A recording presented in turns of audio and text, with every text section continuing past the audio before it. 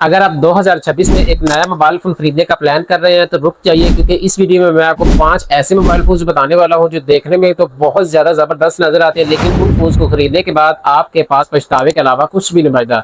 क्योंकि किसी फोन में अच्छा कैमरा नहीं मिलता, किसी की परफॉर्मेंस की जो रिक्वायरमेंट्स है वो अच्छी नहीं होती, किसी फोन की बैटरी कम है तो किसी फोन में चार्जर के वाट्स कम है।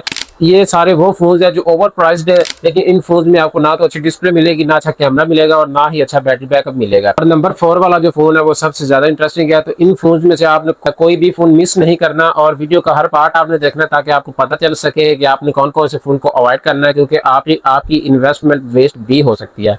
सबसे पहले फोन की अगर हम बात करें तो ये आता है इन्फिनिक्स का हॉट 60i। ये फोन 6 GB की रैम, 128 GB स्टोरेज और 8 GB रैम, 256 GB स्टोरेज, दो वेरिएंट्स में आता है।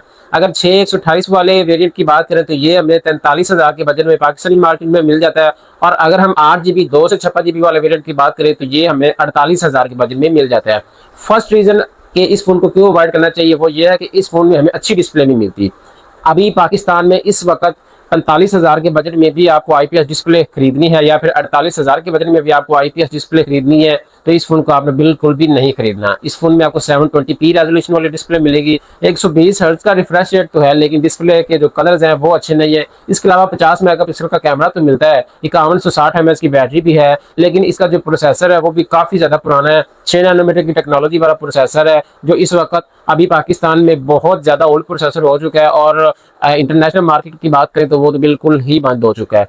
इस वक्त ये फ़ोन हमें 45 से 48,000 के बजट में मिल रहा है। अगर आप इसी के मुकाबले में Redmi Note 14 ले तो वो काफ़ी ज़्यादा अच्छा फैसला हो सकता है, क्योंकि आपको उसमें स्नैपड्रैगन का प्रोसेसर मिलेगा, एमोलेड डिस्प्ले यानी इन डिस्प्ले फिंगरप्रिंट मिलेगा, और उस फोन में हमें काफ़ी ज़्यादा अच्छा बैटरी बैकअप मिलेगा। प्लस 5500 mAh की बैटरी है, प्लस उस फोन में हमें 33 वाट का फास्ट चार्जर भी मिल जाता है। नेक्स्ट फोन शेयर करने से पहले मेरा नाम उस्मान खुर्शीद है। अब अगर आपने मेरे चैनल को सब्सक्राइब नहीं किया तो चैनल को लाजमी सब्सक्राइब कर दें, क्योंकि अगर आप चैनल को सब्सक्राइब करेंगे तो फिर ही आपको न्यू वीडियोस की नोटिफिकेशन मिलेंगे। और वीडियो को लाइक करके कमेंट सेक्शन में यार ये जरूर बताया करें कि आपने कौन सा स्मार्टफोन खरीदना है या फिर आपके पास कौन सा स्मार्टफोन है। अगर उसमें कोई इशू आ रहा है तो शेयर किया करें, ताकि मैं आपको कमेंट में गाइड कर सकूं, आपके जो प्रॉब्लम्स है उसका सोल्यूशन आपको प्रोवाइड कर सकूं।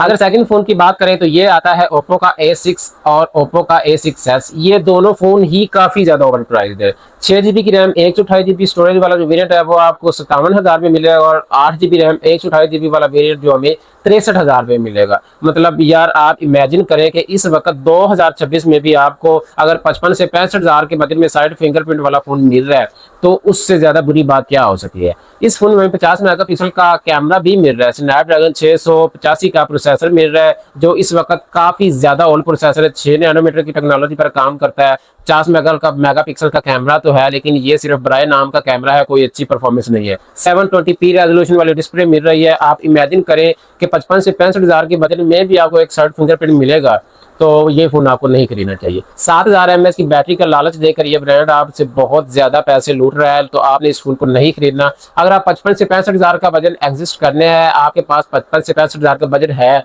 तो आपने इन्फिनिक्स का नोट 50 या फिर नोट 50 प्रो लेना है। अगर आपके पास 55,000 रुपए तो आपने इन्फिनिक्स नोट 50 लेना है, और अगर आपके पास 65,000 रुपए तो आपने इन्फिनिक्स का नोट 60 नोट 50 प्रो लेना है। ये एक अच्छा मोबाइल है, इसमें हमें अच्छी डिस्प्ले मिलती है, बेजललेस एक्सपीरियंस मिलता है, इन डिस्प्ले फिंगरप्रिंट मिलता है, अच्छा processor MediaTek Helio G100 ultimate का प्रोसेसर मिलता है जो 4 नैनोमीटर की टेक्नोलॉजी पर काम करता है। 5500 mAh की बैटरी है इस फोन में, प्लस 45 वाट का फास्ट चार्जर और वायरलेस चार्जर की भी सपोर्ट मिलती है। तो अगर आप ओप्पो का A6 और A6 लेना चाहते हैं तो आपने वो नहीं लेना, इन्फिनिक्स का नोट 50 या फिर नोट 50 प्रो लेना, वो वैल्यू फॉर मनी मोबाइल है।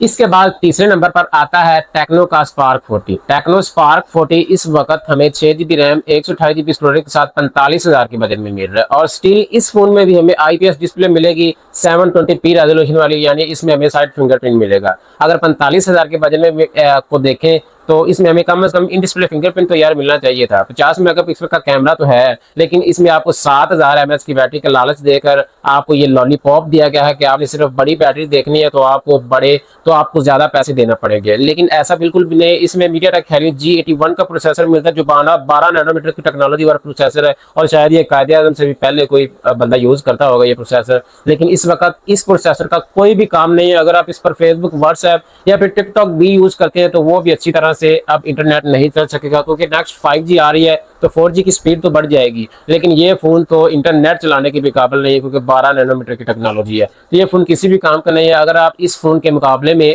एक अच्छा फ़ोन लेना चाहते हैं तो आप ले सकते हैं सैमसंग का A54 ले सकते हैं, रेडमी नोट 14 ले सकते हैं, इन्फिनिक्स का नोट 40 ले सकते हैं। ये सारे वो फ़ोन हैं जो एमोलेड डिस्प्ले के साथ आते हैं। इन डिस्प्ले फिंगरप्रिंट भी है, अच्छे 6 और 4 नैनोमीटर वाले प्रोसेसर भी है, फास्ट चार्जर भी है और अच्छा बैटरी बैकअप भी है। इसके बाद चौथे नंबर पर मैंने बात की थी कि जो चौथे नंबर वाला फ़ोन है वो काफ़ी ज़्यादा इंटरेस्टिंग है। ये वीवो की कंपनी की तरफ से आता है और इंटरेस्टिंग इसलिए क्योंकि वीवो की डिमांड पाकिस्तानी मार्केट में काफ़ी ज़्यादा है, जिसकी वजह से मैंने आपको ये बताया था कि ये फ़ोन इंटरेस्टिंग है। लेकिन अभी वीवो ने भी लूट मार स्टार्ट कर दी है। मॉडल की बात करें तो वीवो Y31D, ये फ़ोन 3 वेरिएंट्स में इस वक्त आ रहा है, 6/128, 8/128 और 8/256। जो 6/128 वाला वेरिएंट है वो हमें मिलता है 57,000 में, जो 8/128 वाला वेरिएंट है वो हमें मिलता है 63,000 रुपये में, और जो 8 GB 256 GB वाला वेरिएंट है वो हमें मिलता है 67,000 में। यानी ये सारे वेरिएंट ही ओवर प्राइस है। इसमें भी हमें IPS डिस्प्ले मिलती है, साइड फिंगरप्रिंट मिलता है, 720p रेजोल्यूशन मिलता है, 90 हर्ट्ज का रिफ्रेश रेट मिलता है, 6 नैनोमीटर वाला प्रोसेसर मिलता है। लेकिन इस फोन में भी हमें बड़ी बैटरी का लॉलीपॉप दिया गया, 7000 mAh बैटरी और 44 वाट का चार्जर है। मैं नहीं सजेस्ट करूंगा कि अगर आप इस फोन को लेना चाहते हैं 60 प्लस के बजट में एक साइड फिंगरप्रिंट वाला फोन अगर आप ले रहे हैं तो वो एक बहुत ज्यादा बड़ी बेवकूफ़ी होगी। मैं आपको सजेस्ट करूंगा कि आप इन्फिनिक्स का नोट एज लें।